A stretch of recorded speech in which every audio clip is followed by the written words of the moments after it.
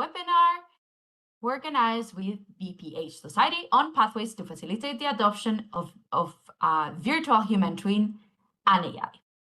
And over to you, Janaki and Lies. Thank you. So also from our side, good afternoon. I will share my screen and then we can get started. Share. And this should put it in full view. Yes, okay, very good. So on behalf of the colleagues at VPH Society, very hearty welcome to this second webinar in the HPP in the policy platform thematic network that we have on really to build further onto the work that has already been done by the ecosystem in terms of virtual human twins and AI and their applications in health and care. So the specific focus of today's webinar will be the adoption of virtual human twins. And the agenda that was also already briefly shown shows that this is a mix of some introduction from our side, then some poll to get you to indicate what you think is meant by certain terms, what you know about certain aspects already. We will hear from several colleagues that have hands-on experience on this adoption and the translation aspects, and then we will go towards a wider discussion with also additional colleagues from the European Commission and from Leuven to represent the policymakers and the clinicians' perspective. So there will be opportunities for you to engage with us during the poll that will be using WooClap. And then there will also be, of course, a discussion where we have some questions pre-prepared, but then the rest will be about you also putting questions in the chat as indicated just now. Right, so let's get started. In order to have a meaningful discussion, it's probably good to have some idea of what it is that we are talking about and that we're all using the same words or thinking about the same concepts. So this HPP thematic network sits in the context of the European Virtual Human Twin Initiative that we had explained last time, but just in case there are some people joining for the first time, a very, very brief introduction into what this is. The VHT initiative is aimed at accelerating the work that is being done in a European context in terms of developing and taking up tools, technologies, digital tools, digital technologies in the scope of personalized health and care. And so it really sits at the interface between IT and healthcare. And what we want to do is, of course, in the context of personalized healthcare, using digital twins to create or to in all aspects of health and care. What is a digital twin? A digital twin is a personalized or a personalizable model of can be a cell, a tissue, an entire person, but also a medical device, a drug intervention option, or even a whole medical system. And we can use these digital twins for prevention, prediction, screening, diagnosis. And when we're talking about therapy options, we can use them to de-risk, to evaluate, to optimize, to personalize these intervention options. So this is what we mean when we talk about digital twins and virtual human twins in health and care. What is important to notice is that when talking about digital twins, is that there is this link between the physical twin and the virtual twin. But in the context of health and care, this is usually through human-in-the-loop interactions and decision-making. So it's the developer that takes the input from the physical counterpart to create the digital twin, and then it is the person making a decision, whether they're physicians or clinicians, whether they're patients themselves or people in R&D that are building intervention options. They take these virtual predictions to feed the physical counterpart. Now, this domain is something that has been developing for a long time. And a couple of years ago, the whole ecosystem came together in a coordination and support action under the Digital Europe framework to write a roadmap for this virtual human twin, which really discussed everything from the need over the technology to the ethical, legal, social issues, the uptake, and made some recommendations for the further development and rollout of this VHT initiative. And so there were some elements that were less so addressed, and this is really where we're building. So we start from something that is a very active community, and you see here all the different stakeholders that are in this community that were gathered to provide input into the roadmap. Over 800 people in total contributed. So we really had a very diverse perspective.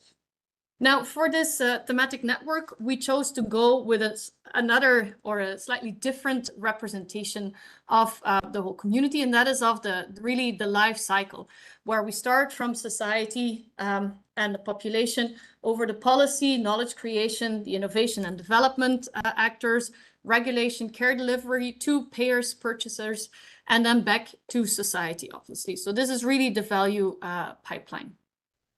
Now, in the first webinar, what we did was talk about AI as a facilitator for realizing this vision of the VHT. So how do we do this?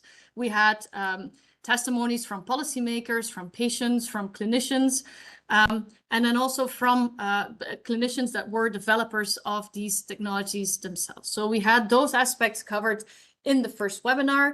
And when we look at some of the recaps, really, the message was, well, the ecosystems are getting established and they are connecting between the different stakeholders. This is EU-wide, but also in each member state. So we had a testimony from the ecosystem in France during the first webinar. In the meantime, we've had a Belgian event where we did the same for Belgium. So different countries are establishing the entire ecosystem and making the links.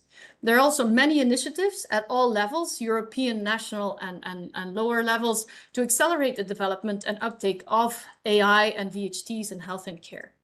There's also more and more data coming out on the use and the potential value of AI in health and care, but it was also clear that individual developers and users are still struggling with access of the VHTs and AI to the market, access to clinics and clinicians, access to patients. So there are still things that need to be worked on. And so that is the aim of this second webinar, where we really want to focus on the path to adoption, which means that the groups that are very important and that are so kindly agreed to join us here today are payers, purchasers, developers, or the policymakers, the payers and the purchasers, and then of course developers that need to handle the system in order to get their developments to the patients. And so this is going to be the context of the second webinar.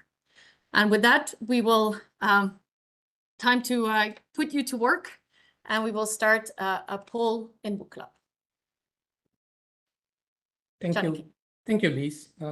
So as you see in the screen now, so there is a QR code, and we also place a link in the chat for you to navigate to the link.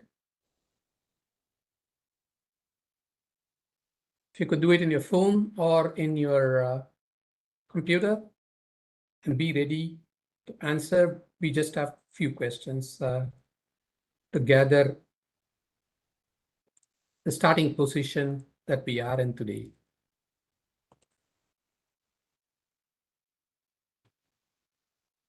So some thumbs up that you could make up to the website. 26. Okay, good. So take your time, the link will be active. I will start the first question already, which is to get a sense of I'm sharing the screen. Yeah, okay. Yes, the next question.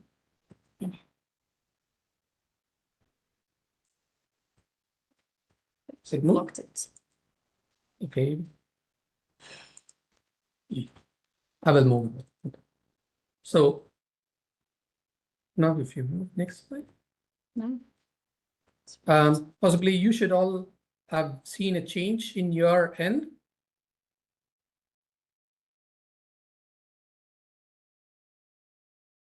Yeah, maybe you don't change, I change it, and then we will see if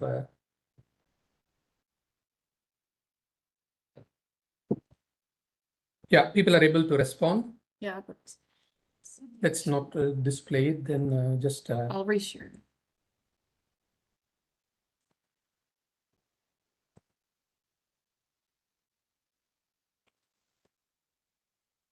I could share my screen from here.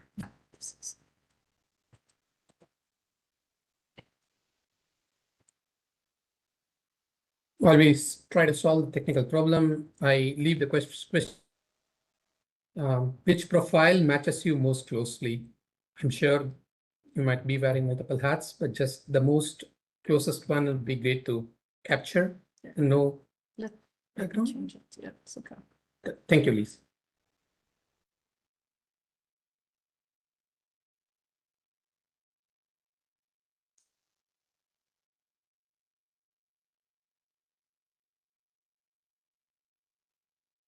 Still, colleagues are answering, so we'll wait another couple of seconds. Saturating. I think we can go to the next question. Yes. Here we would like to probe you about, in your opinion, what would be the most critical evidence that you would seek in order to say adoption of AI and virtual human twins in the clinic? So this is a reordering question. You can move the choices up or down to indicate your perception and preference for seeing the right evidence in order to adopt AI and VHT in clinics.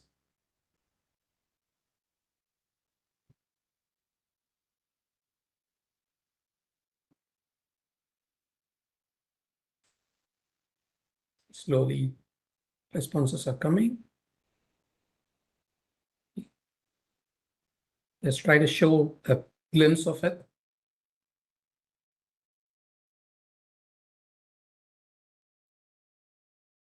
So the top winner, the most obvious choice, looking for robust clinical trial data.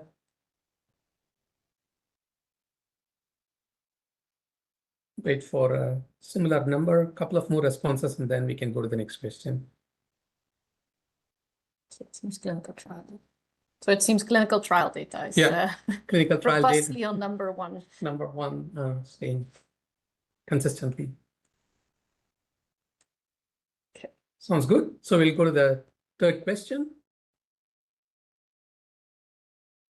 So if we are to see the adoption of these technologies into clinical workflows, what do you see as the biggest hurdle health systems face as of today? Again, a priority question. You can rank the most strongest hurdle at the top of the list.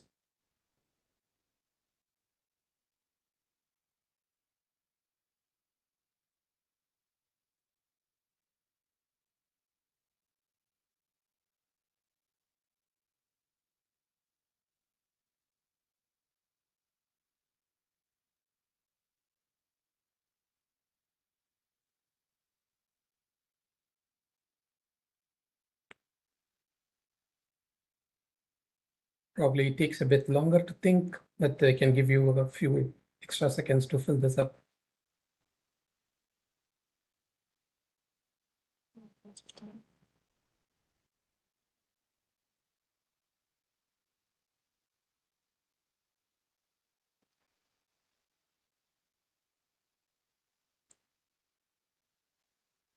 Just show a quick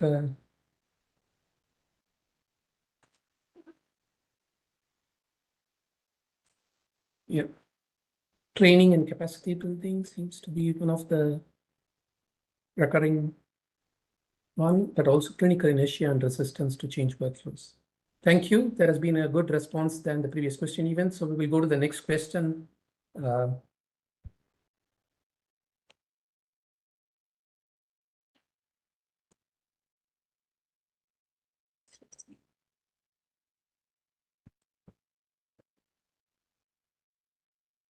And Maybe I'll move it here.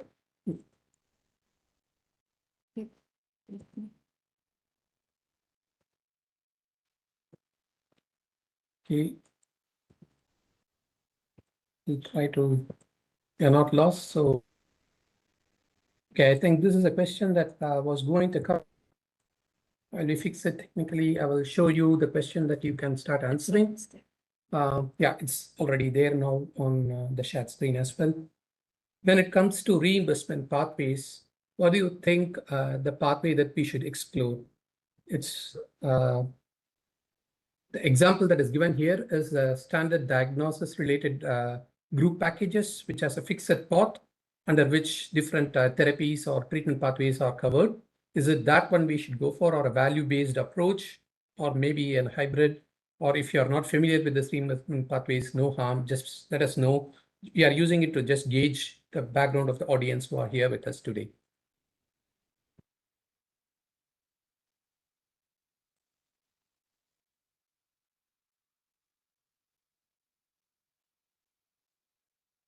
I think we are saturating more or less. If you're just joining us, we have last 2 questions. You can still take your time to answer us here.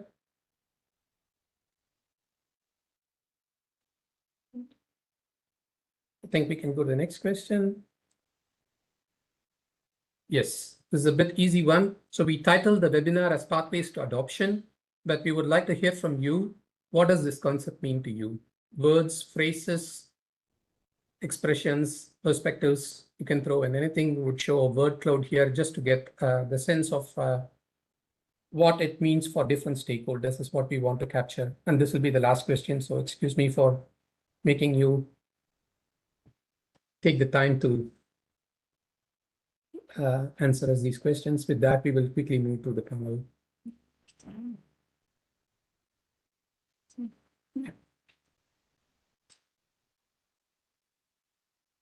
Relation.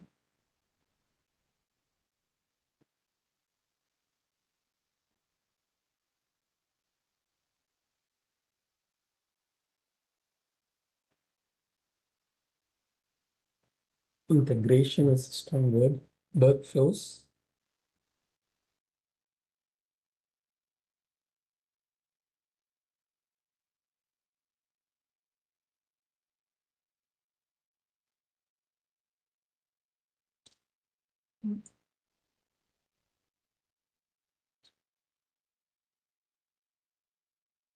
We have not seen the words around reimbursement.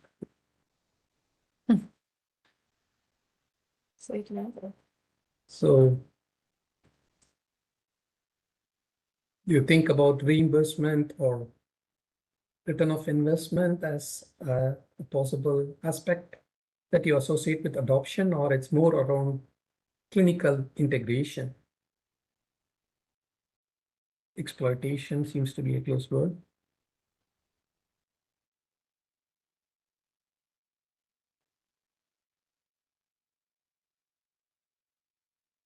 Okay. 2 more responses, and then we'll wind up the poll. If you still have something to add, I'll leave this question open. Uptake, acceptance, readiness. A good catchwords. I hope our speakers will be able to touch some of them. Thank you very much for your response. And we will now slowly move into the core focus of the day. I'll start with, if we can move through the next slide. Oh, why this keeps on happening?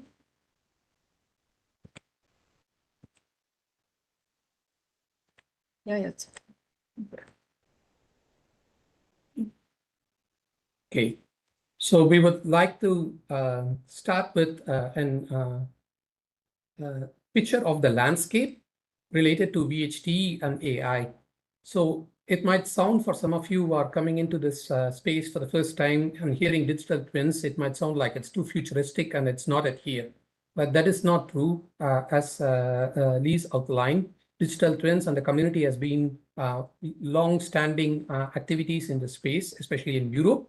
And what you see in the slide is a number of startups which went further to become a scale-up. And there are a number of SMEs that are operating in Europe, which have products on market treating patients which are associated with digital twins. As you can see, the one from InHeart is a cardiac ablation procedure from France, started in 2017, but they have matured to regulatory approval in EU as well as in US, but also gone all the way to gather reimbursement from insurance.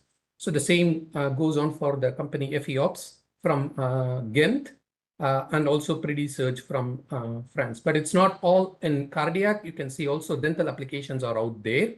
And the next slide would show the list is expanding, where these companies are expanding beyond the core area of cardiology. Here, examples from orthopedic, from spine surgery, and again, cardiac applications will remain the dominant domain that digital twins start to penetrate into the clinics. So these are some of the solutions that are now aspiring to get through the regulatory as well as reimbursement pathway. But one thing often they stumble upon is that they are used as part of a standard care pathway. So they often tie down to an implant that is being reimbursed, and the solution of digital twin being used to plan the surgery is also eventually covered.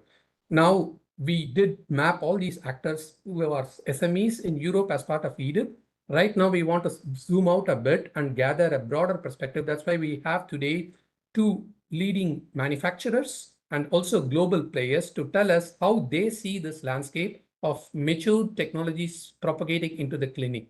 Is the road already paved, or what are the hurdles that they themselves see, possibly in Europe, but also globally, is what we could hear. On that note, I would like to invite Fabian from Siemens, who's head of reimbursement for EMEA region. I think now is the time that we will stop sharing from our end and pass on to the yes. Thank you. Thank you for the invite, Janaki, and hello, everyone. So my name is Fabien Collin, and I'm heading the reimbursement team of Siemens Healthineers in the EMEA region. And I'd like to show you some of our perspectives around the adoption of AI and digital twin technologies. Elena, if you want to move to the next one, please. Prefacing that by saying that digital twins and AI are core pillars of our strategy. So these are really kind of our topmost corporate slides, I would say, at Siemens Healthineers, really kind of trying to show what are the most pressing challenges we're trying to solve with our solutions. The number one being what we call patient twinning, which is essentially using all the technologies that we can to improve patient diagnosis, prognosis, therapy selection. So we believe that this is really the aspiration that drives it all. These aspirations serve ultimately precision therapy. So this is where imaging supports the choice of therapy, supports patient selection, supports planning, and of course, guidance of minimally invasive procedures. And both of these kind of angles of our strategy are connected and supported by healthcare AI. So if you want to move to the next one, I'll try and make it a little bit more concrete.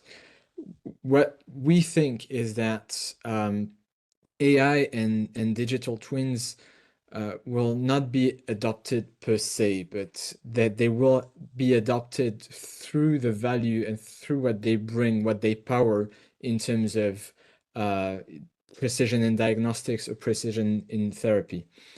And that value comes in different shapes. And again, we believe that this shape will actually also drive how these solutions can be adopted.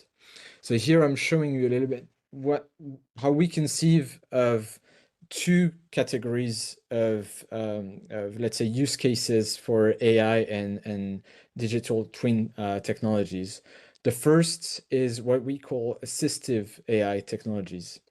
So here we refer to technologies that essentially optimize existing interventions. They make it fast, they make them faster, they generate operational efficiency gain, but they do not change the fundamental nature of these procedures. Two examples here. My Exam Companion, it's a technology that allows technicians in radiology to better position, to accelerate all the sequence that results into the actual exam under a scanner or a CT scanner or an MR. The other being Deep Resolve, which is a set of algorithms that we use in our MR machines to accelerate processing and post-processing tasks quite dramatically. So again, we do not here add any sort of information that is useful for decision making, but we make all of these processes faster. And in this respect, we believe that these technologies are generally not suitable for incremental reimbursement. So reimbursement, in other words, is not the hurdle that prevents their adoption. These are more technologies that can be supported through better infrastructure, through integration in the workflow that I've seen it was being captured earlier as one of the critical challenges that needs to be addressed. I think these particularly resonate with those assistive AI technologies. On the other side of the fence, we have what we consider augmentative AI technologies. And this is truly where we believe that there is right now an opportunity for new incremental reimbursement. In other words, where we think that reimbursement can act as an adoption lever for these technologies. These differ from the first in that they add information to medical decision making. So it may be that they allow quantifying biomarkers that were previously qualitative. It may be that they bring biomarkers of different dimensions together, but they bring something new in front of medical healthcare professionals that allows them to make better, more precise decisions. And these are where we see the bigger market access challenges, where we see also the opportunity for let's say, more appropriate reimbursement pathways. Again, here are two examples. One is what we call AI-RAD Companions Chest CT. This is a technology we offer that is essentially computer-assisted detection of tumors and other abnormalities in chest CTs. The other is, and one that I'll dive a little bit more into, called My Ablation Guide. That's a solution that's intended for ablation planning and confirmation. So for this one, what we have done is essentially build digital twins of organs, in this case, the liver, where we model all the structures, all the blood flow, and we do this in order to map heat dissipation. So you might wonder why we're doing this. Ablation, percutaneous ablation, where you place needles to remove tumors or other abnormal tissues, uses heat or cold to destroy these tissues.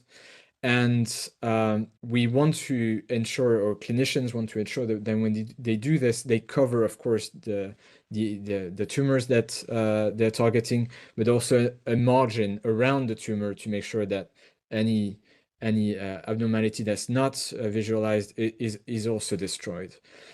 Without AI and without this digital twin model, this assessment of the tumor margins is completely subjective and is therefore subject to a lot of intra-observer variability.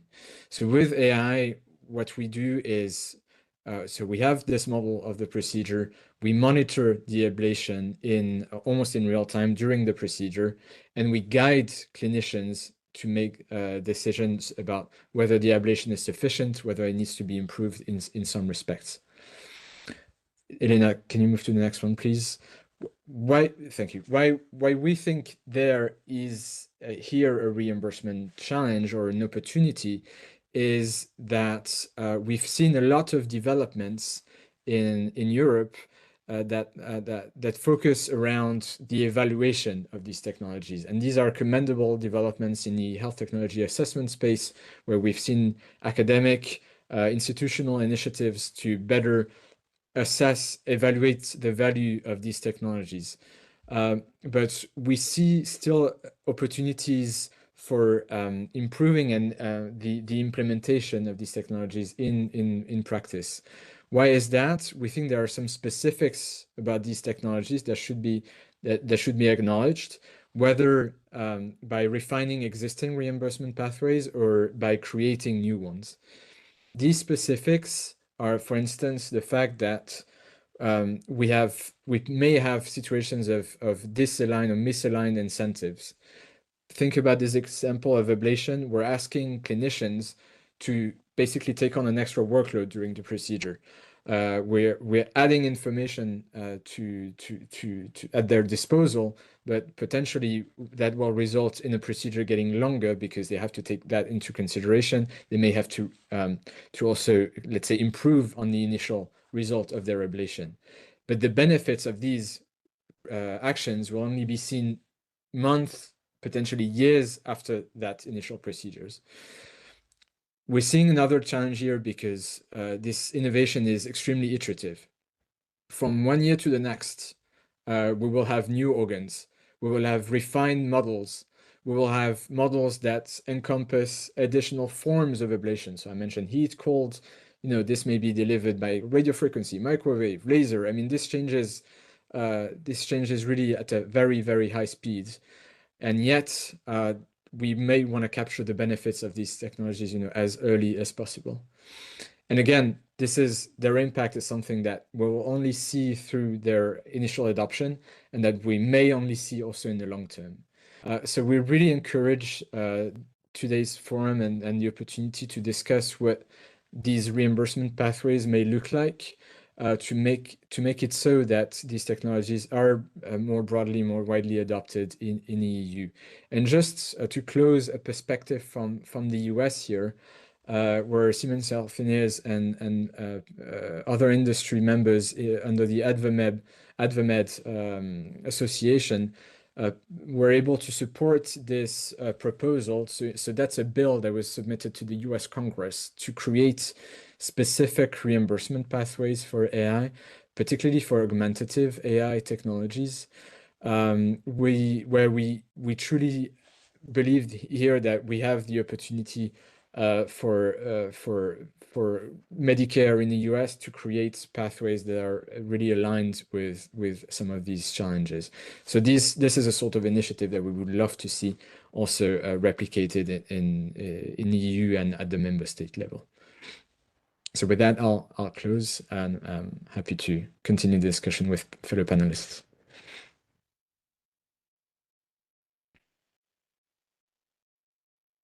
Thank you, Fabian. It was really insightful to also hear from what's happening in the US side. Now I invite Claudia Ivascu from Medtronic to share her perspectives on market access, especially with her expertise in Germany, Austria, and Switzerland in this landscape. Floor is yours, Claudia. Thank you so much for having me and for facilitating this timely discussion.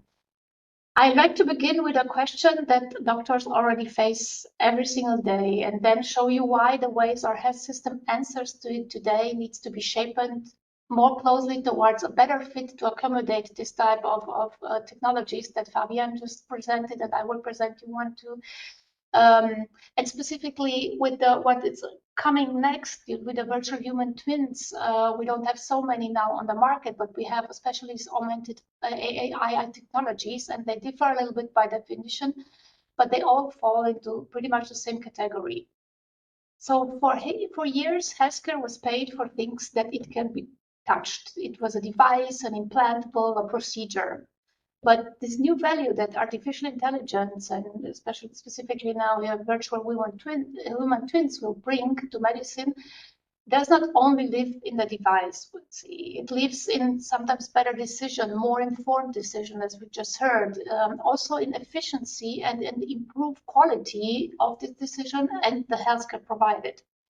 And this is not only with respect to patient outcomes, but also with efficiency of the workflows and of the delivery of healthcare in general.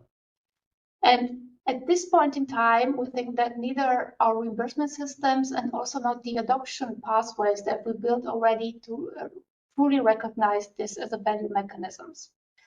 So in the next few minutes, I would like to make that gap more concrete and also to give one or few ideas how we can solve it in the next couple of years. And my name is Claudia Ivascu. I lead the market access for Medtronic in the DACH region, and glad to be here today. So if you'd like to move to the next slides. What is first the question here? We have two cardiologists. They possess two different methods to assess this question regarding the same patient.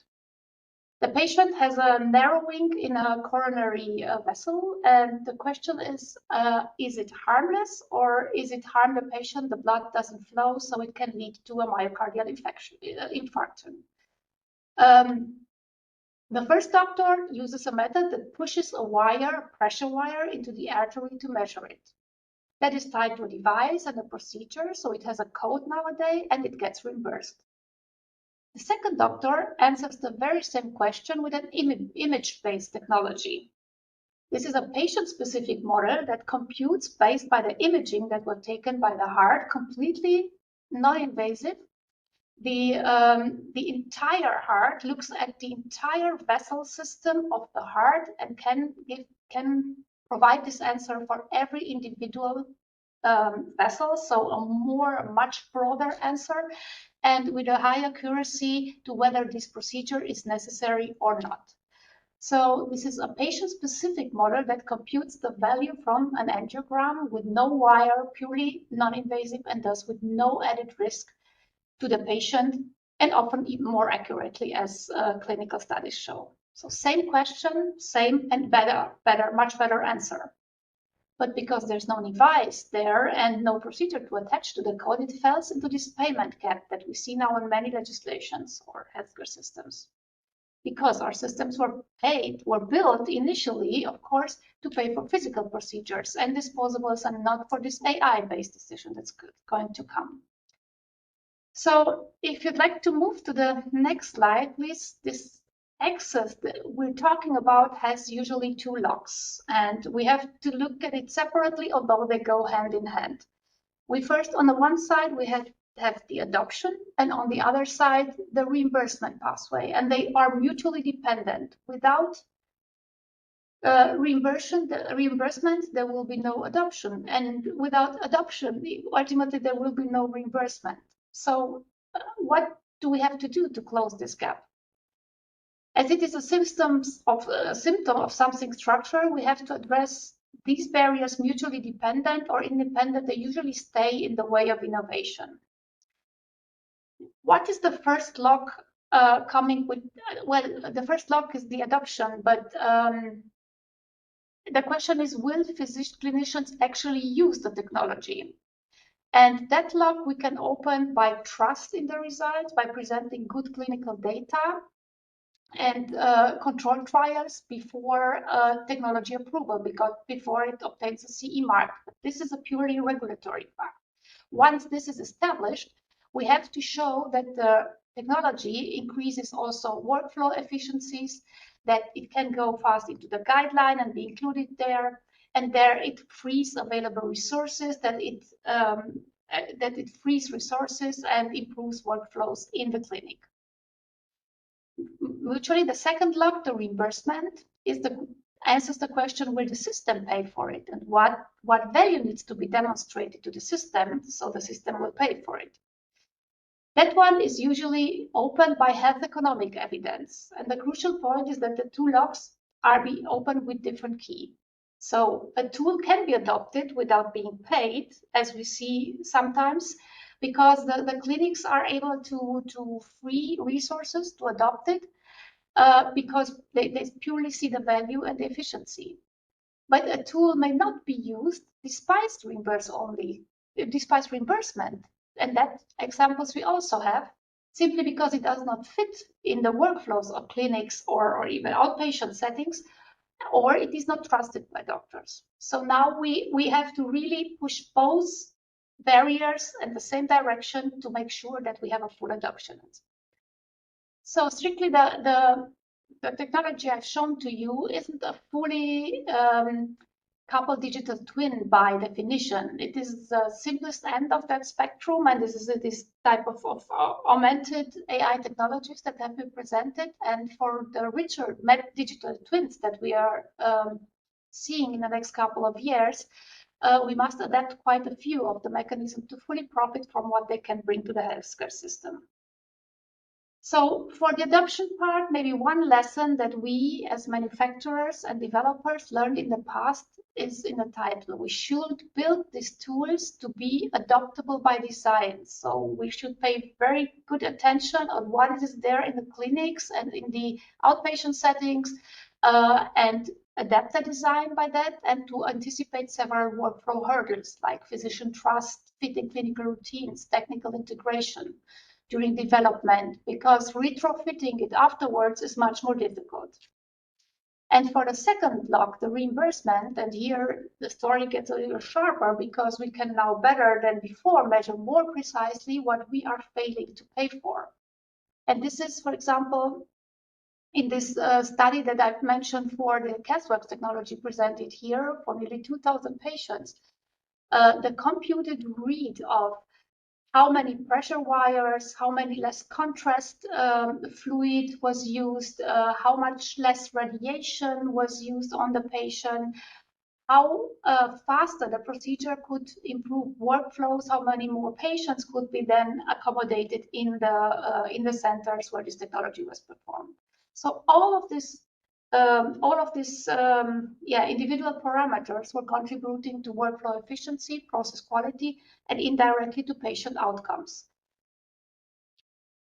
So moving on to the next slide, if we want the value recognized, we must bring the right evidence and bring it to the right audience.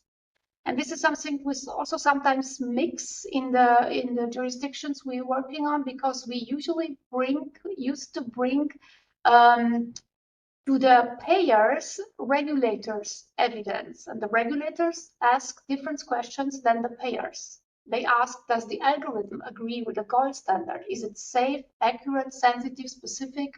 Is it showing the same efficacy for patients as the gold standard? While the payer asks a different question, does it change a decision? Does it improve an outcome? That streamlines a process, or that changes the cost ultimately. And we should be careful when continue to answer the payer's questions with the regulator's evidence. And the value of a virtual twin reaches far beyond the clinical outcomes. We've seen in many cases into less invasiveness, fewer unnecessary procedures, better workflow, and definitely more long-term efficiency gains. But these have to be demonstrated. And how can we demonstrate them ultimately? If you go to the next slide, and this is I think the last one is, the encouraging news is we don't have to build all of this from the scratch, the new legislation for accommodating this. So the building blocks already exist across Europe. They're just a little bit scattered and maybe not always to the point, and have to be adapted to the technologies that come. In the UK, NICE has created the Early Value Assessment, EVA, called, and it is approved. A technology is approved with a conditional use. Yes. So use it now while we gather evidence, and after getting evidence, we make a reassessment and look for reimbursement.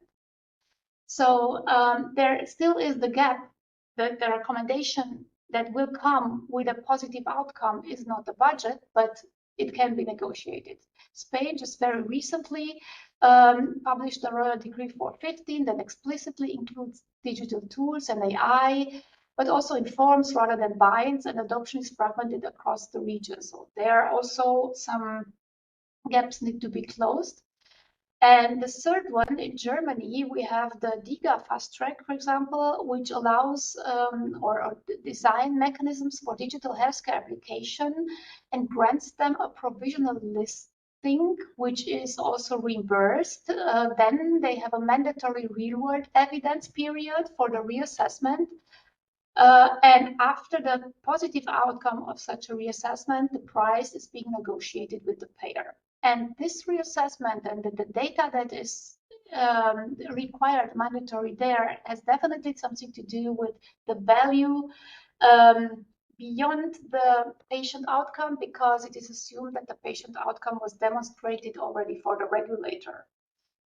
Nowadays, this German model is scoped only to patient-facing apps, but it does almost exactly what we should aim for in the future, what we think we should aim for in the future, like something like a provisional listing, which is reimbursed on a fast track before full proof.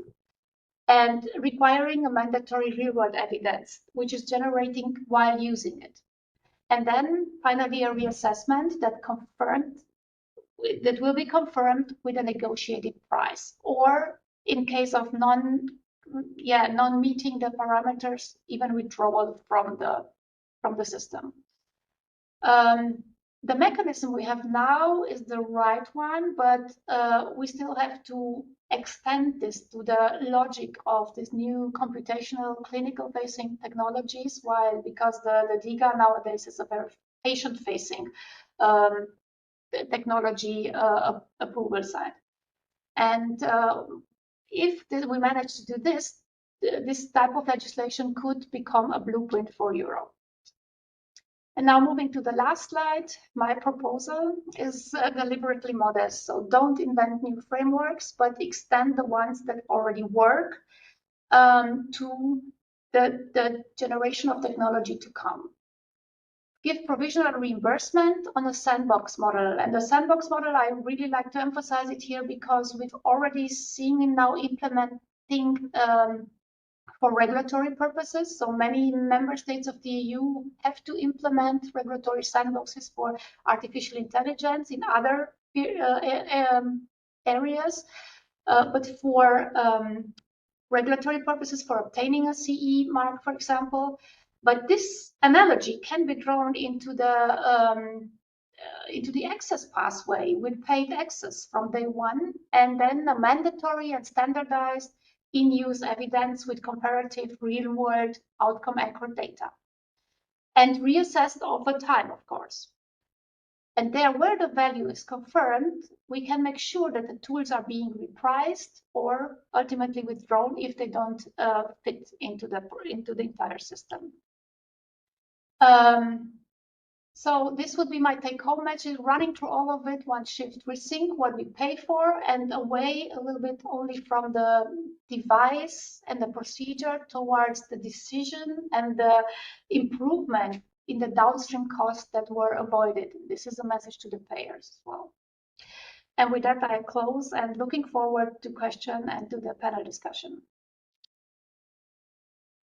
Thank you very much, Claudia, for especially connecting the two aspects of adoption and reimbursement, but also resonating with what Fabian put us to think about these technologies as living ones that need reassessment and not just think about the initial adoption.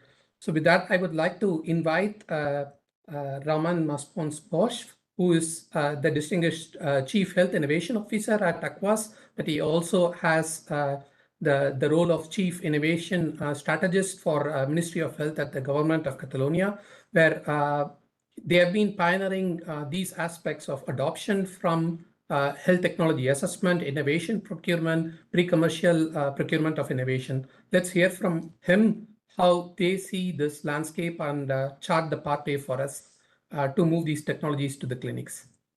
The floor is yours. Okay, thank you very much, Yanakis. Can you hear me right? Yes. Yes, okay, thank you. So I'm Ramon Maspons. I'm using the two positions that I'm covering nowadays, related first of all with Aquas, Health Technology Assessment, owned by Ministry of Health of Catalonia, and then a second position related with the main adoption and procurement of innovation strategy at Ministry of Health of Catalonia. So I would like to divide my contribution in three blocks. Main blocks are related with the main bottleneck, the main challenges that we are facing, that we are addressing as a system. Second, the main bottlenecks, and finally, how public procurement of innovation can be a transformative tool in order to solve some of these problems. Next slide, please. The main challenge, at least for all health systems in the next year and in the last years, of course, is related with transformation. When we discuss about artificial intelligence, VHT, we mainly focus on technological capabilities. We talk about predictive models, personalized medicine, simulation, decision support systems. But technology itself is not the main barrier to adoption. The real challenge is related with health systems' capability of absorbing and scaling these innovations. In many ways, AI and VHT are not a technological challenge, are system transformation challenge. So we have to keep in mind this idea. We are not talking about technological options. We are talking about system transformation possibilities. Of course, technology is the visible part of this iceberg, but the hidden layer is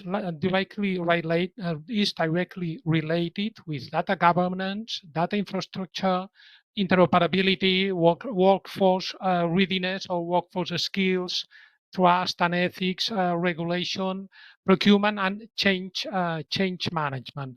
I'm sure that most of you are familiar with TRLs. Uh, our colleagues talk us about adoptable by design. I'm not sure if everybody is familiar with ARLs, adoption readiness levels. So for sure in the next years, health systems will be more computational and simulated. We are shifting from a system where treatment was the center to a new system where prediction and simulation will be the main drivers. And finally, the main question is not technology, but governance and trust. Next slide. What are the main bottlenecks? Across Europe, we are facing a lot of pilots really demonstrating solutions, a lot of AI possibilities. However, many of all these pilots, demonstration or solutions never move beyond the pilot stage. And this problem is not directly related with the situation that technology failed.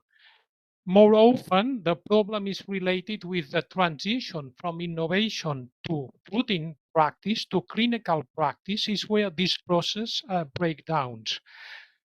My colleagues point out traditional health systems are designing to minimize risk and to ensure stability. And for sure, it's absolutely understandable, but we are facing innovations, breakthrough innovations that are going one step beyond, that need mechanisms that allow experimentation, validation, learning, gradual adoption, real-world evidence, whatever the mechanism that we are not facing and we are not using these days. One of the problems is, unfortunately, it depends, that technology is advancing faster than system.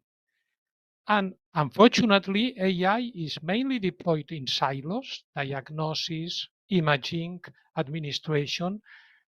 We are facing fragmented data and weak interoperability systems, a lot of PowerPoint interoperability, unfortunately, and patients remain subjects, not system actors. It exists clearly a core tension between 21st century tools and 20th century systems. So it exists a core tension between technological acceleration and what is this systemic inertia. Next slide, please. In this situation, what public procurement of innovation could be particularly relevant and how could help us? Public procurement of innovation, of course, create demand, share risk, start from unmet needs. So it's adoptable by design in the fact. It fosters public and private collaboration, generates evidence. It gives us the possibility to real-world testing, to enable adoption at the end, and it gives us the pathway to scale.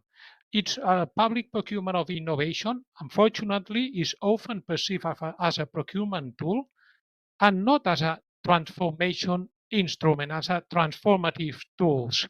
It allows us as healthcare organization, as procure, to move from procuring predefined products to address strategic challenge and unmet needs, creating us a quite structured environment where public authorities, healthcare providers, researchers, industry, SMEs, startups can jointly explore solutions, generate evidence, reduce uncertainty. We are talking about reduction of uncertainty and create this bridge between innovation and adoption. Health systems could actively shape and validate innovation that responds to our real needs using this kind of tool. So PPI and procurement of innovation tool are also competitiveness, industrial and resilience tool. From our point of view, made in Europe should also mean use in Europe. Next slide.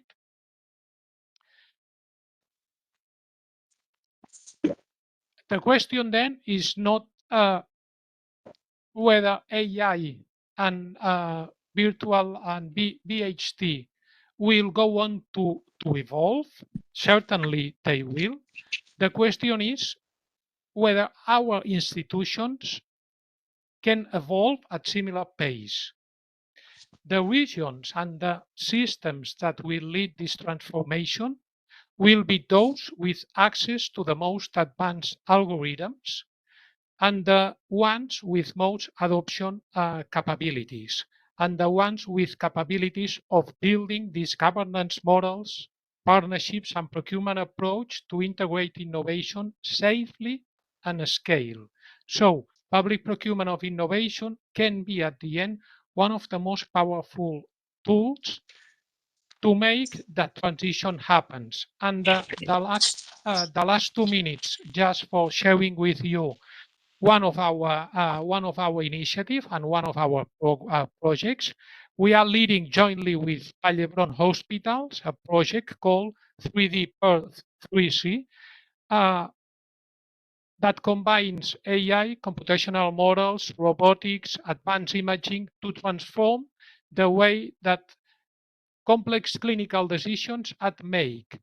But making this situation or these projects makes particular relevant not only the technology but all the innovation model behind it. Next slide. Through public procurement of innovation and early market engagement, the hospital is co-developing solutions with industry startups around unmet clinical needs rather than procuring predefined products.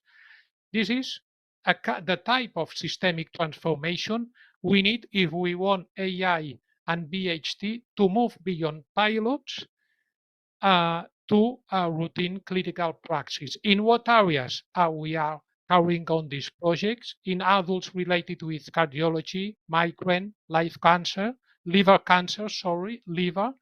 and in pediatrics related with cardiology. Next slide, just for as a take-home messages, the future of AI and VHT will be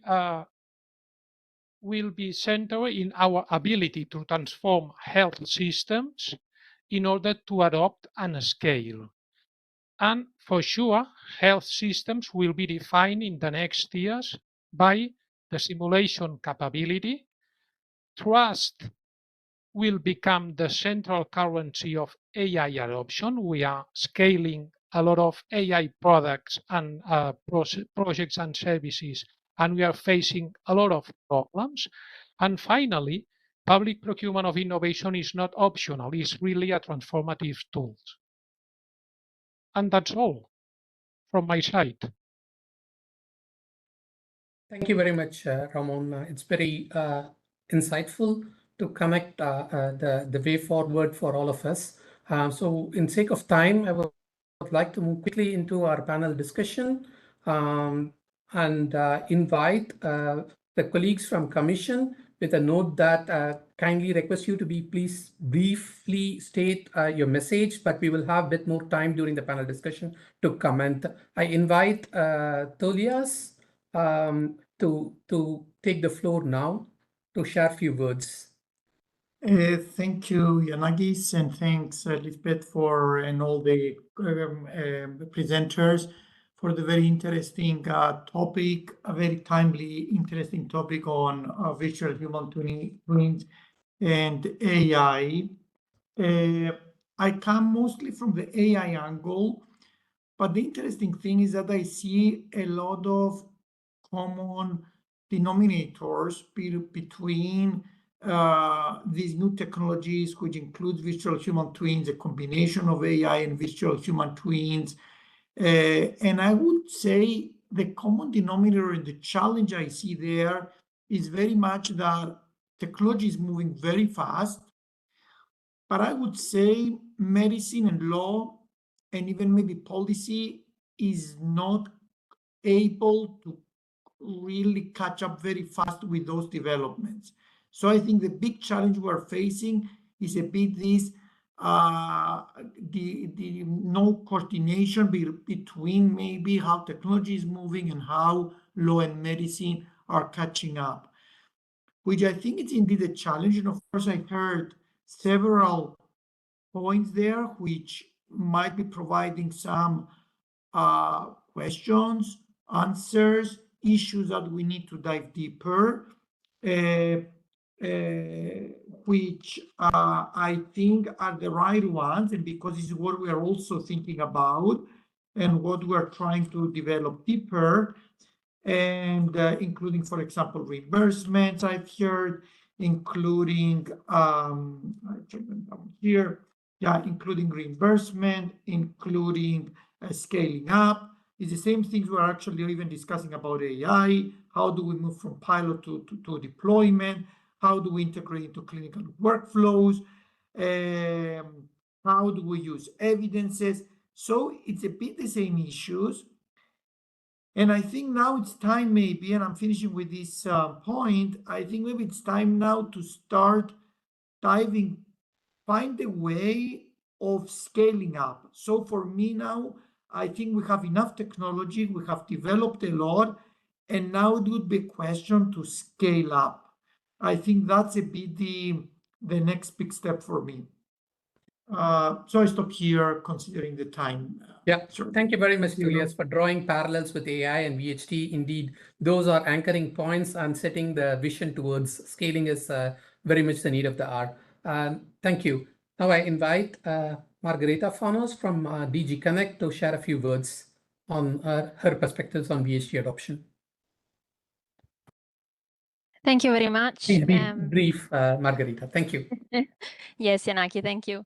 So it was indeed very interesting to hear from the industry expert and procurement expert about adoption of AI in VHTs. I wanted to share some data, which was a very interesting. Last year, we ran a study with a survey of 300 healthcare providers across the EU. And they were asked about their use or their plans to adopt AI and VHTs. And they replied, 30% of them said they currently use AI-powered diagnostic tools, and 50% plan to adopt these tools by 2029. For VHTs, it was a 10% of these healthcare providers that we interviewed that said they currently use VHT solutions, and 50% again plan to adopt VHT solutions by 2029. So there is indeed a movement of the EU towards the right direction in AI adoption. But of course, as many of the speakers before me said, there is still a gap between research, innovation, and real-world adoption. So I wanted to give a brief overview about what the Commission is doing, what the EU is doing to support the adoption of AI and VHTs. Last year in 2025, the AI Continent Action Plan was published. There are 5 pillars with different actions and healthcare is represented with activities across the 5 pillars. And this year, the Apply AI strategy was put forward. There are 4 flagship actions to boost AI adoption in health and care. And one of these, I think it's particularly interesting. We call it the European Network of AI-powered Advanced Screening Centers. It's a community of practice that brings together around 270 healthcare providers across the EU and neighboring countries. What is interesting is that this network met in May for a first meeting, and there was a very interesting discussion about AI deployment today, and what are the challenges and what are the enablers that these healthcare providers see in the deployment of AI in their organization. And the main enabler that was mentioned was multidisciplinary collaboration. So I think this was a very interesting message that came across from this discussion. Of course, the VHT initiative, Liz gave a very good presentation at the beginning, so I won't repeat myself, but of course, we have a host of actions within the EU VHT initiative. One of these is specifically geared towards supporting adoption. It's called Virtual Human Twins Uptake Incubator. It's a topic under the Digital Europe program, and it will open next year in 2027. And the aim really of this action is to support the deployment and scaling up of VHT solutions in the EU market and accelerating uptake in healthcare settings and use in clinical research. So thanks, Yanaki, over to you. Thank you, Margarita, for keeping up with the time and also shedding light on the network and the key takeaway being multidisciplinary interaction. I think the thematic network provides us such a facility to come together from different stakeholder groups to take on these open questions and also collaborate together. Thank you. Without much ado, I would like to now move on with our panel, but first I would like to have Professor Frank Rath-Marcus, who is a distinguished cardiologist from University Hospital Leuven with positions as Chief Medical Officer as well as Chief Medical Technology Innovation Officer at UZ Leuven in Belgium. The floor is yours, Frank. Thank you very much, Yanaki, for the opportunity of speaking. I've heard a lot of interesting things, of course, in this panel from a clinician point of view, and I hope also from a patient point of view. Implementation is the most important because all of these tools or most of these tools will be used differently in different contexts. And those contexts are partially technical, but are mainly human. And I would like to make the comparison with what we do when we hire a new physician or a new healthcare provider. We look at their diplomas. That is what we call credentialing, but that is a static thing. You've had your training, you've had your expertise during your training, but then in the second phase, when you start working in the hospital, we're looking at what we call privileging. And that is something that is adaptable, that is evolving, that is changing over time because you have new experiences, you build up new expertise. And I think it's something that we really need to look at in the setting of VHTs and AI tools, because those tools will be operating at a different level of accuracy, a different level of preventive power, of diagnostic power, depending on the context in which they are being used.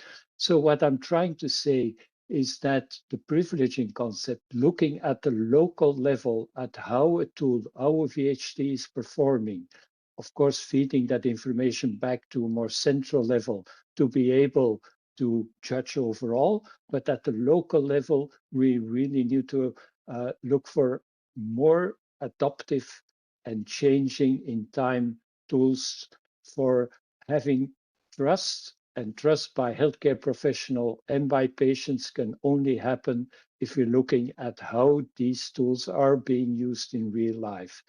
And that is something that with the present regulatory field is very hard to accomplish. So we really need a change in the possibilities to have tools going to market, call it provisionally, and looking at them in real life for further adaptation.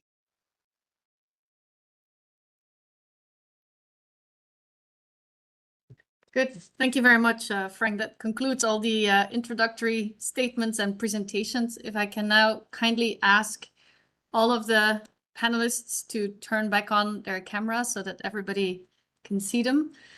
And then also a warm call to the audience to, if you have questions, to please list them in the chat so that we can pick them up from there. Of course, since there's always a little phase of shyness, we have prepared a number of questions, some of which have already been addressed in the presentation. But maybe let me start by a remark that has come back by almost everyone, that it is not a matter of the technology, it's a matter of the system and how we handle the technology in the system. And this can then be from a reimbursement perspective, a regulatory perspective, an uptake perspective. So maybe my first question would be, like in personalized medicine, where they say, indeed, as we've seen in the policy brief that came out last year, that personalized medicine should be about system readiness rather than about technology only readiness. And that is indeed what we've heard. So how can we get the system ready? And maybe to use an analogy that that was used in the Belgian Day a couple of weeks ago, if we are trying, if the system is a bike and we're trying to optimize the wheels of the bike, we will never get to a car. We can get to a better bike and maybe a motorcycle, but we would never be able to get to a car. So is the system as it currently is? Do we need to invest more to get it ready, or do we need a complete overhaul? And then with the system, this can be the reimbursement, the way we do pilots in hospitals. Maybe Frank, you can start on this question. Yes, I do think we need a system overhaul, and the system overhaul means that we need to get away, first of all, from the reimbursement system that we know today. I think that has come already across. If we only reimburse acts, we will always think about doing more acts and getting more money used in a good way in most of the cases, but we need a system overhaul. And that means that the tools that we adopt have to be used in a local perspective. And I'm sorry to emphasize that again, but we're now looking too much at static things. And we think that when we look at the static thing, we can say it's a good one or it's a bad one. That's not going to work with the tools that we're talking about now, because the risk and the risk aversity that is in the system today is preventing good things to come to market, because they're not always doing the right thing. But we as humans are fallible as well, and we need to accept that, and to accept that a new system will also make errors. But if the new system performs better than what we have today, we have to be able to use it. And as I mentioned before, check how it is being used locally and what results are locally. But we have to get away from the static approach, which is now a very risk-averse one. Thank you, Frank. I'm sorry I got briefly kicked out of the meeting. I trust you can hear me again. I did get the context of your message. So implementing things in a local environment also means that this puts some burden, that you have the risk of pilotitis, right? Because everything has to be changed. You have to get the tool into the local environments, and so that puts a lot of burden then again on the developers that need to work with the local environment. So maybe we can hear from the colleagues from industry, Fabien, Claudia, on what would be a reasonable and a feasible, realistic way of getting this into the system. I think completely agree with what Frank just shared. I think, if we have to really step away from that static view and think about how can we evaluate the impact of these technologies over the long period. And yes, that's going to create work, not only for us. I think, honestly, industries is my last concern. I'll be honest here. I think we'll find ways, but I think it will put a lot of pressure on the users of these technologies and on the payers, on the regulators, because there is suddenly much more that is to evaluate. You know, if you're thinking about following these technologies after their introduction, you know, we're talking about real-world studies that typically do not happen currently for you know the vast majority of technologies. If you make the parallel with drugs, you know, where most of the evidence collection is done up front, they reach the market, and then you know there's some form of observation, but there's no formal kind of assessment of their value any longer. This is completely shifting the perspective. And what happens in this uncontrolled world of real world adoption is that this, you know, gets the effectiveness and the costs and the outcomes of these technologies get, let's say, there's a lot of noise, right, around this, and which is completely expected, and which you know just is basically healthcare. But it means that there's a lot of noise also to sort through to really see the value of these technologies. So I'm a really strong believer in the fact that there is, you know, this notion that's been hanging around for decades now of coverage with evidence development. I'm really kind of interested in exploring what this looks like today for these technologies. How can we benefit from the fact that these technologies are digital? So they are generating heaps of data, you know, just by virtue of being used. How do we make sure that these data are accessible, are connected to claims databases, to registries, you know, that we can then first have this data set to run this real world analysis, but then how do we scale up the skills, but also the capacities from payers and from HTAs to actually look into these data sets and find out, you know, what are the nuggets of value, which technologies are making a difference for patients. So again, I think there's really a ton of work. It's definitely worth it, in my opinion, but it's really not only just on our side, I'm afraid. Yeah, totally agree with that. And just to add a little bit on that, because also the word scalability has been placed here, and I think we cannot afford now to overhaul systems, and to start from the scratch, because we have established a healthcare system, so we have to build the airplane while it flies. And what will help to scale this technologies, and that's been said already by Fabienne and by Frank. I think the limitations that we have now when we bring them into local environments is the seamlessness because they rely on data. They rely on seamless transfer of data from one silo to the other. When the silos are not permissive, then we have a problem. So we have this make the healthcare environment more fluid for these data flows. And once these tools become more and more agnostic on this environment, like because they have the appropriate APIs that we make the environment being more fluid, the scalability will not be a problem. This would be easy to scale up. And the human factor that has been mentioned, it's definitely a point. How can we adapt this workflow also to make it, you know, from a human perspective, manageable?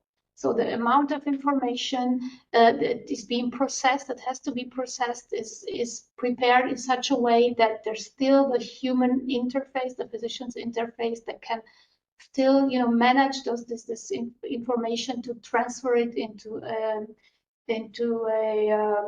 therapeutical decision, and trust it as well, giving it forward to the patient. So I think that with the more agnostic technology, the scalability is given, and with the manageability of information flow, the physician can also handle, the system can handle it better. Thank you. Ramon, do you want to weigh in?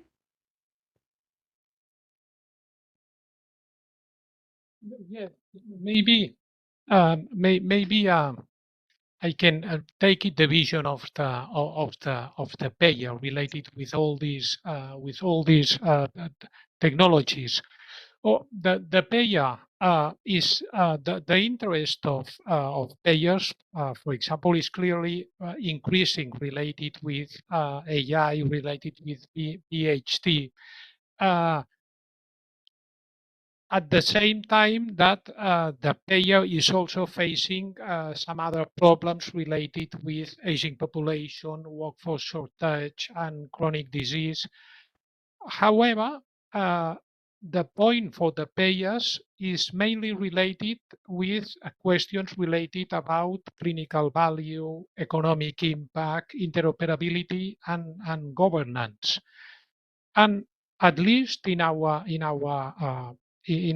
our experience, we have begun to move from the question should we invest, to a question how should we evaluate and implement all these technologies responsibly.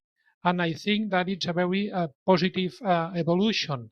At the time, the main problem, and some of the colleagues point out, is related with reimbursement. From my point of view, is related with reimbursement model, and of course related with evidence generation. We have been granting several contracts at system level for deploying some AI solutions in Catalan health systems related with stroke diagnosis, for example, related with diabetic retinopathy, related with chest X-ray. And for sure, these kind of technologies really rarely arrive with complete evidence from day one. And if health systems wait until this uncertainty disappear, innovation will always arrive too late. So in all these contracts, we are asking companies for carrying on together evidence generation plans, technology plans, in order to try to solve all these problems and uncertainties related with deployment and scaling this kind of solutions. Thank you, Ramon. For the second question, and that one I would like to also maybe the colleagues from the Commission to chime in. Last week actually, there was a hearing in the Sant committee, so the Committee for Public Health in the European Parliament, on AI and related technologies in health and care. And there was quite some pushback. So we had testimonies from people sitting on the tech development side, developing infrastructure, but then also from the healthcare provider side. And there was quite some pushback from individual MEPs that were really questioning why we need all of this AI, that actually would prefer to stay away from it completely.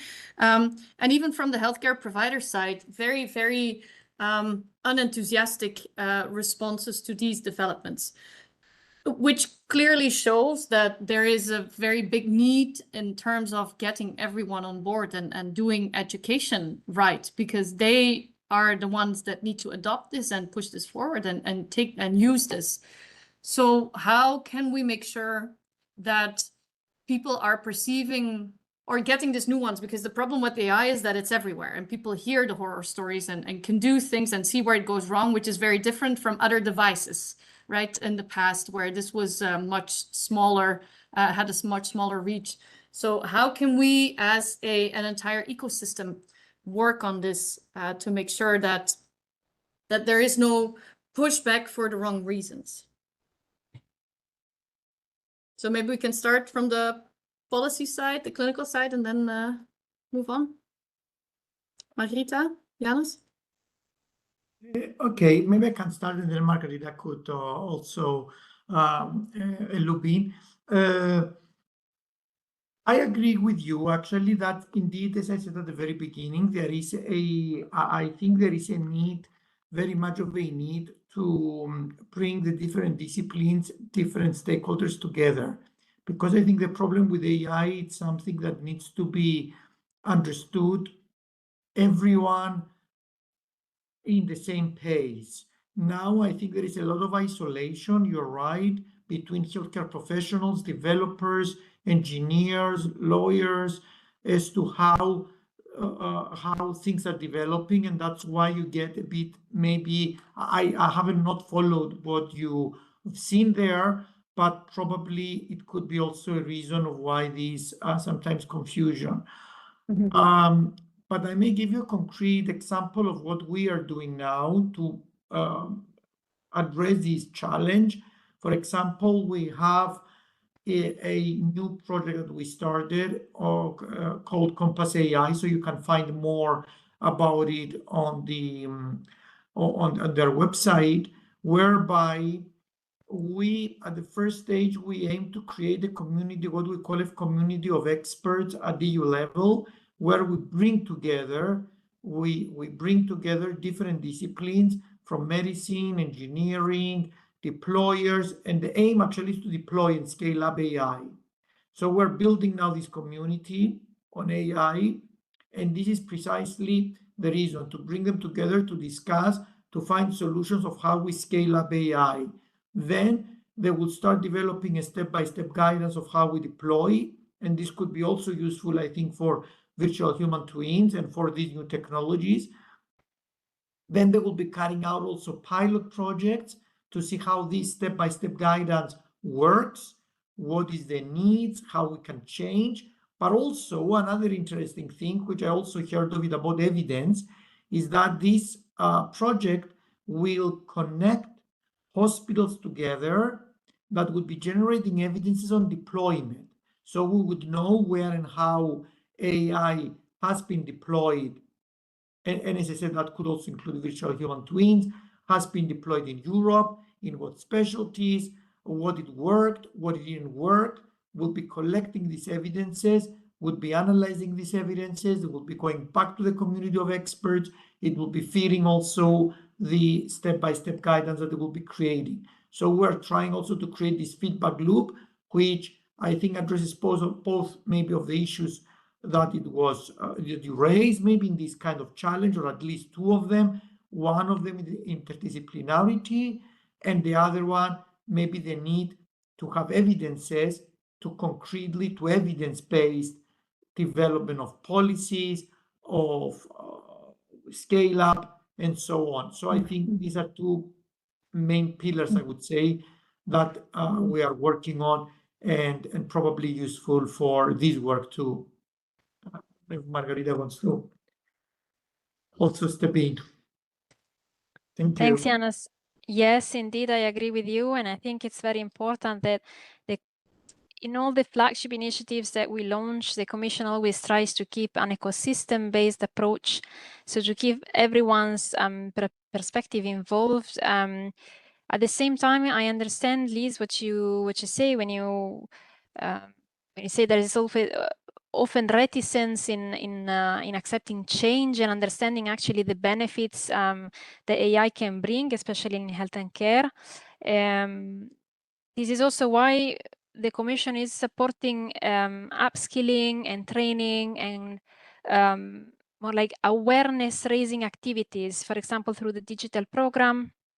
There is a call open. It will close in October 2026. It's called Advanced Digital Skills for AI Uptake in Health.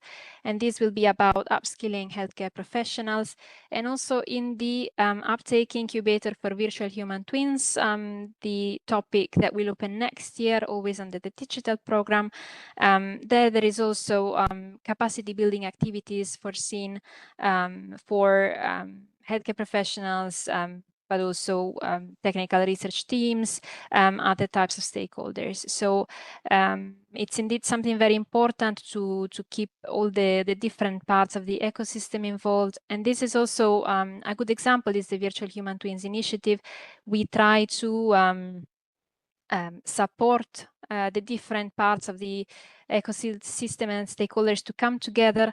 For example, we have what we call the VHT manifesto. It's a statement of intent that organizations can sign up on the Commission website. It's a way of demonstrating interest and support to the objectives of the VHT initiative. And I think it gives a very important message that organizations sign up. It gives more visibility to activities at EU level, and it keeps stakeholders involved and up to date with the developments. So yes, thanks a lot. Thank you. And Frank, to further contextualize the question, in relation to healthcare providers, what we frequently hear is, on the one hand, people being afraid that they will have to deal with an AI before they can see an actual person. And on the other hand, fears from the healthcare providers themselves that they will lose skills, so that there will be de-skilling by the use of these technologies. So can you maybe address those aspects? Yes, and coming back briefly to the previous, if you want things to be adopted by clinicians, they look at guidelines. So you have to engage with the specialty societies, European specialty societies that are working, as I speak, I know for cardiology specifically, looking at what are the clinical endpoints that need to be addressed in trials, looking at AI tools and VHTs. So that, I think, is the most important thing for clinicians to start trusting. Now, having said that, you will always have early adopters, and it seems that last week in your session, you didn't have those on board. With the problem about de-skilling, I think it's very much so. And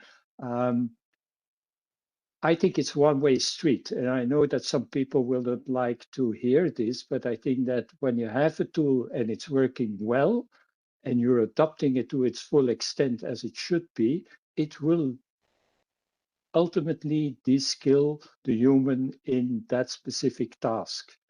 But I don't see that as a problem. We have a shortage of people, we have a shortage of physicians and many other healthcare providers. So we need to have humans available for what they're, I think, better at than VHTs and AI tools, that is talking with patients, co-deciding about what to do with the results of tests. Having said that, it does not mean, and I also have a strong point about that, that the human needs to validate every single result of a tool, be it VHT or AI based. If it's properly tested, I think we should just accept that result, but use that result in speaking with patients to see what the risks are of doing this versus that. That is where the humans excel, and where I think for a very long time, we are the ones that need to do that. But not, as we are saying today, keeping humans in the loop for every single step in that process, because either it will not work because you will have automation bias, or we're not gaining time, we're losing time. And just as a final remark, a lot of the clinicians think back of the promise of EHRs that will gain them time. Physicians are sitting 30% of their time in front of computers typing things in. They don't want to fall in the same trap with VHTs and AI tools. We really need to establish that they can work autonomously, properly validated and tested, and release time for work that we are as humans better at. So the same way you don't have to, as an individual physician, validate the MRI image that you're looking at. You will not do that with the report. I mean, I know it's a very old example, but internal medicine people used to test urine by tasting it. We're not doing that anymore. So we got these skills. There were internalists who could do that, but we have to evolve. And it doesn't matter that we get these skills if what we're adopting is performing better than we could. And we have to accept that. Yep. Thank you. Colleagues from the upper row on this topic, on de-skilling, reskilling, and getting everyone on board. Do you see any differences between, for instance, the big Medtronic and Siemens, differences between geographies with respect to attitudes towards these new technologies? I think definitely, yeah, there are cultures that are faster to adopt them and that are slower to adopt them. Definitely, we in the European Union are more cautious in adopting these technologies. And but I see the moment we see the value, and this is not just us in our roles, but also as citizens, when we see the value and the value is communicating to us, and this has been addressed, with awareness campaigns and information, then it is more easy, to adopt and to be open to this type of technologies. But definitely we tend to be more cautious to make a product more 100% before we use it than build it along the way. And I think we probably don't have the time to do that anymore in the current system. We need to speed up, because the technology advances. The frameworks will never be there. They kind of now already try to catch up with what was there, but we do have valid frameworks in time. We need to make them more flexible to adapt. And I saw this the question in the chat that just came up on the regulatory side. I don't want to interfere with the sequence of the questions you'd like to put in, but we'll address them. It is addressing pretty much the same. Do we have mechanisms that assess and mitigate? And I think with the AI Act and the Medical Device Directive that also tries to include this kind of technologies, the framework has been set for AI for now, that it has the narrow purpose for that the CE mark is given to, and does not go beyond. And then the question of liability is with the manufacturer, and this is trying to establish the trust that is needed there for the adoption. Thanks. Fabien?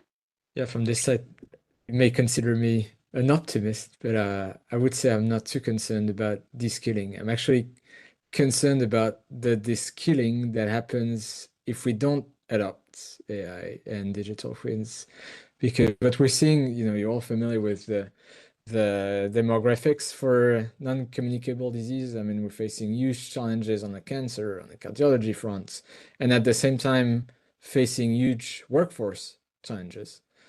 So I think that de-skilling, if you think about it in terms of the ratio of healthcare professionals to patients, is happening. And that we actually have to find ways to mitigate that, and that AI is one of the ways to do so if it allows the healthcare professionals to focus on the pieces of the healthcare workflow that truly matters.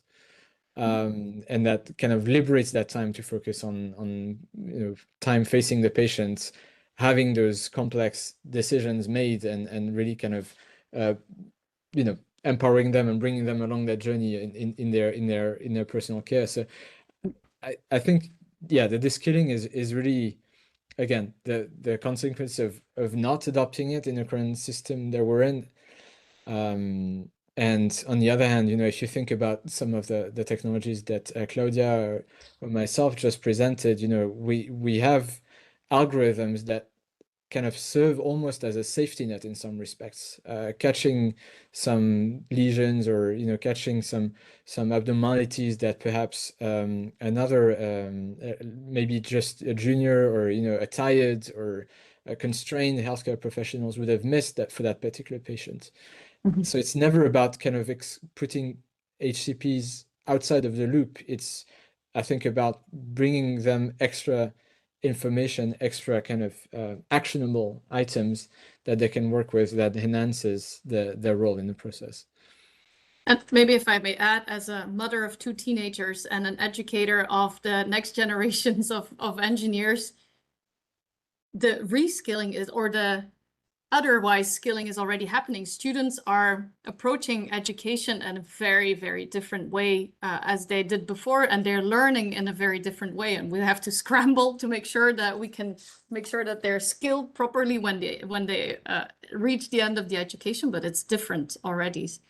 Ramon, maybe from a public procurement of innovation perspective, are there things that can happen that can help to address some of these challenges that were just mentioned in terms of skilling, of getting the right information to the data, to the public, but also in terms of the liability and the risk that is there. Is this something that from your end you could help to address? Yes, but I think that AI and VHT creates potential, evidence demonstrate value, but then procurement of innovation enables adoption.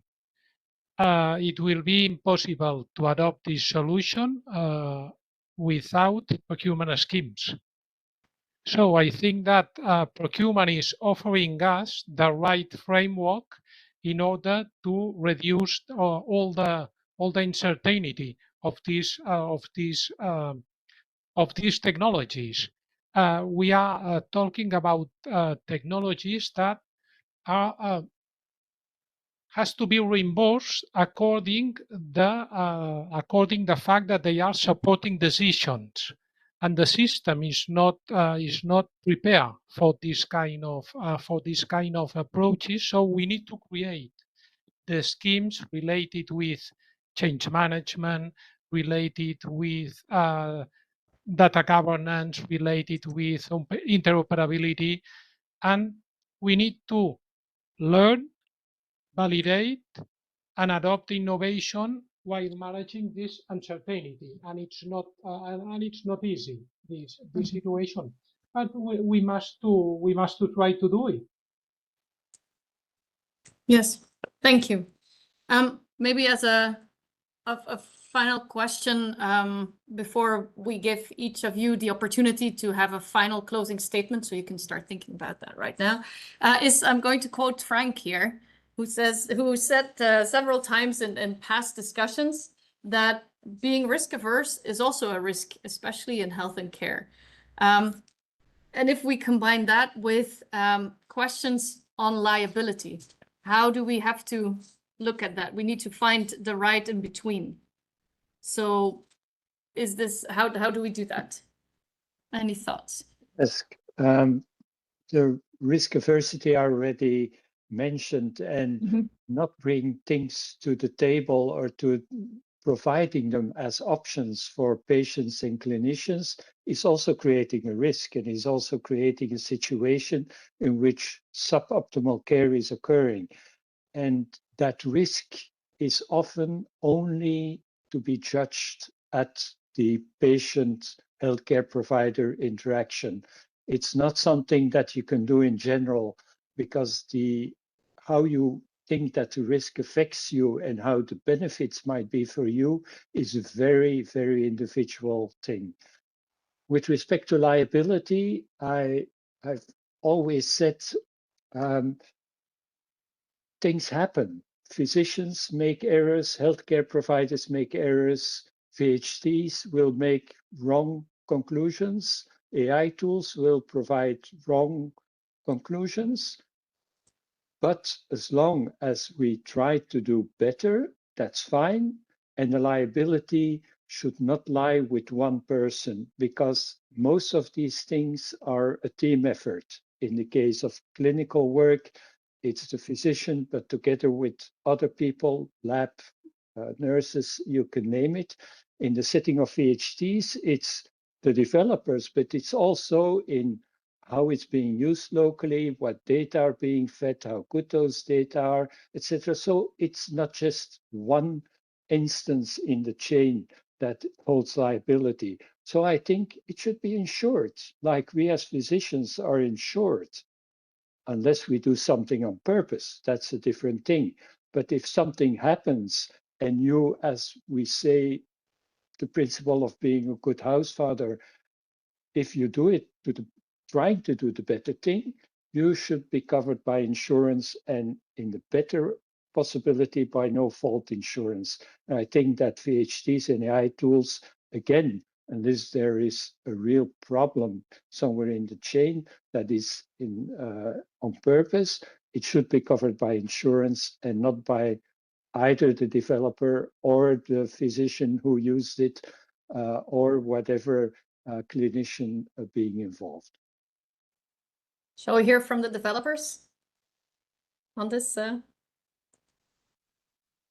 Claudia, Fabian?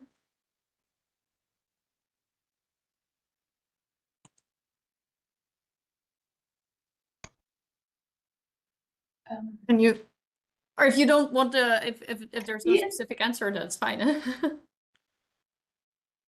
No, maybe I was just distracted, but can you repeat the question? It was about liability and about risks. And Frank was mentioning that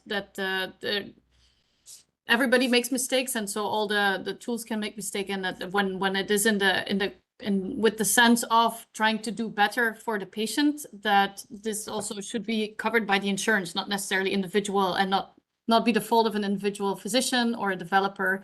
So the question was more on general on liability and liability. risk. Well, I think that in our legislation, the liability is very clearly addressed. And as I mentioned before, there's the AI Act, and there's also the Medical Device Directive, and every tool of this kind that will reach the clinics and the healthcare system will have to have at least a CE mark, I suppose. And there's a very clear, direction on liability and how to make sure that the tools are safe for the patient. So. Of course, they can make mistakes, depending on that. The way we see this every day, but I think, also with this, the addressing of the question of the liability beforehand would contributes to the adoption, because now we already now see risk aversity in the hospitals to adopt certain things where the doctors can make reliable. They have definitely a lot of risks in their what they do, but I think that de-risking there, not making them completely irresponsible, but we need to manage this very well beforehand. So to give them safe, they can trust it and they can use it, because this goes hand in hand, the level of adoption and the trustworthiness of the technology. And you can ensure by law, of course, a lot of things, but in the end, there will be mistakes. But we should avoid that. And this is also part of the risk averseness that we have in Europe, but it's for a reason. And I think that's good to make sure that we bring safe things to the patients. Fabien? I think our colleagues just mentioned everything. Not much to add on the topic, I'm afraid. Okay. Yeah, so we are closing to the end. So maybe Claudia, since you need to leave in 1 minute, your final statement. My final statement is thank you for having me. It was a pleasure to be here and to meet all these people. And I think we should keep discussing these topics as the technologies keep coming, and try to to make the most possible moves to integrate them into our healthcare systems. And while we're speaking here, I'm in the not direct healthcare system, but in the there's a lot of what I'm trying to say is that pretty much of AI technologies we already use in our daily work, while there's trackers and watches and continuous glucose monitoring for lifestyle purposes, and we already use this kind of things, and it's just a matter now of adoption into the clinic, for more advanced decisions, and they will come, I'm sure, for that. And yeah, thanks. Thank you. Thank you. Bye. Fabien?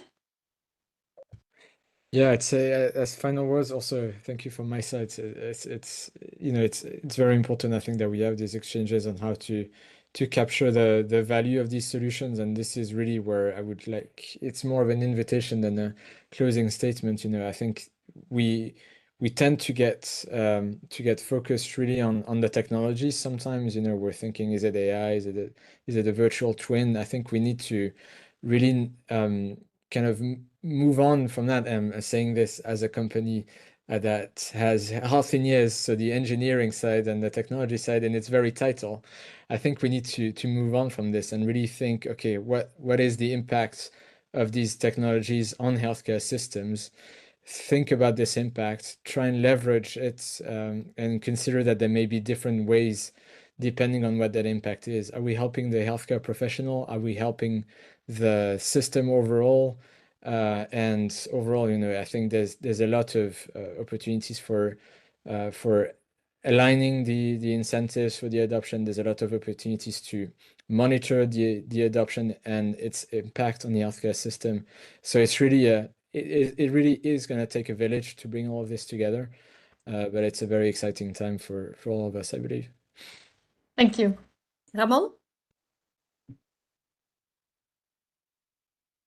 Yes, happy to get the possibility to share this webinar, and I think that AI and VHT give us a unique opportunity to redesign healthcare around prediction, prevention, and personalization, rather than around institutional boundaries. And I think that our main objective should be a healthcare transformation enabled by digital technologies. Thank you very much. Frank? Also, my thanks for being able to be here. And in general, remark nowadays AI and VHT is set as one block thing, but it's a very diverse thing.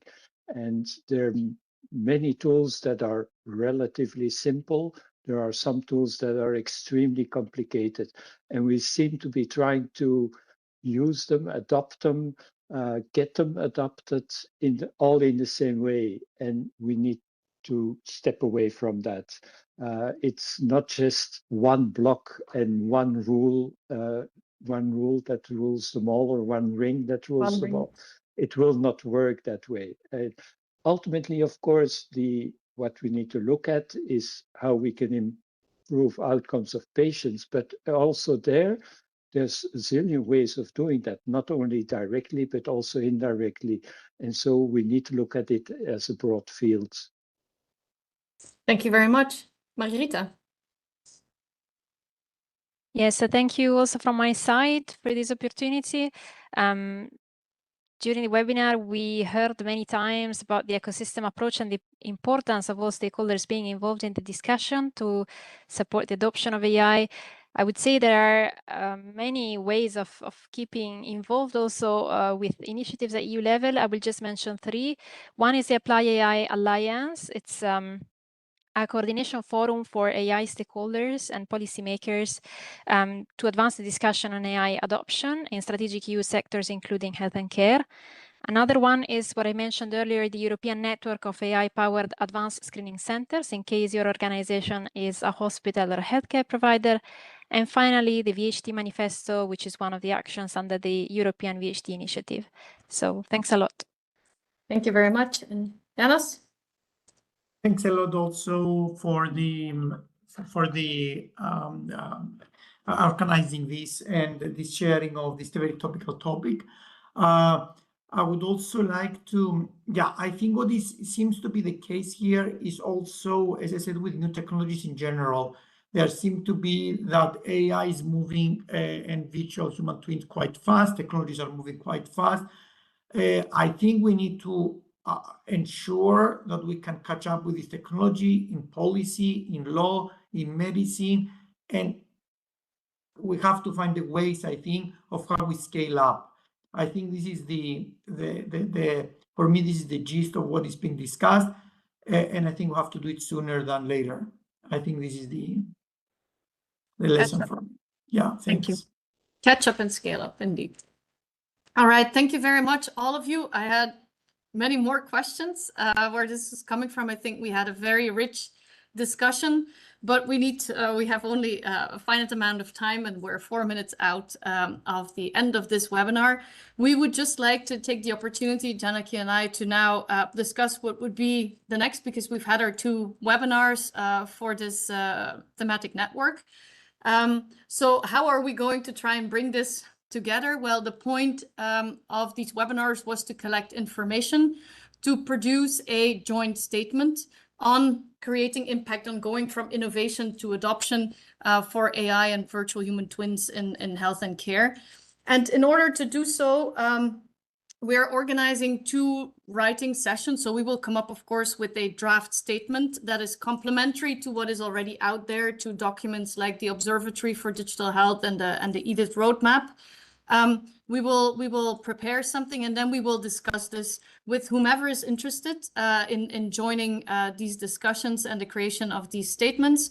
We have foreseen 2 time points already, the beginning of July and the end of August, hoping that people that are interested will be able to attend at least one of those. We have created the QR code that you see here, which is a Google survey, so that you can just leave your contact details to let us know that you're interested. We will then send you the invites for these meetings, where we will just have a more a further discussion and a more working writing session together. And this joint statement that we will produce, we will of course then submit this at lots of public fora in order to get a validation or comments from the entire ecosystem and the community. And then we will present this at the event in October, that is the Health Policy Platform event in Luxembourg. So this is what has been foreseen as the next steps. Of course, there are many other initiatives. You can find lots of the initiatives on, for instance, virtual human twins, the ones that Margarita mentioned, that Janos mentioned. We try to keep track of some of that on the virtualhumantwins.eu website. And you can always get in touch with us if you want to contribute in some way, shape, or form and don't really know where to start. We would be happy to try and advise you where would be the right place for your contributions. So with that, on behalf of Janaki and myself, thank you very much to all the speakers for their super interesting points, to the people from the Health Policy Platform for facilitating these very interesting exchanges and for streamlining all of the activities of today. And of course, to all the attendees for their interests, for some of the questions that we've received, and hopefully for their continued engagement in getting this statement out. Thank you very much. Enjoy your afternoon. Thank you very much for your time. Bye. Bye. Please stay.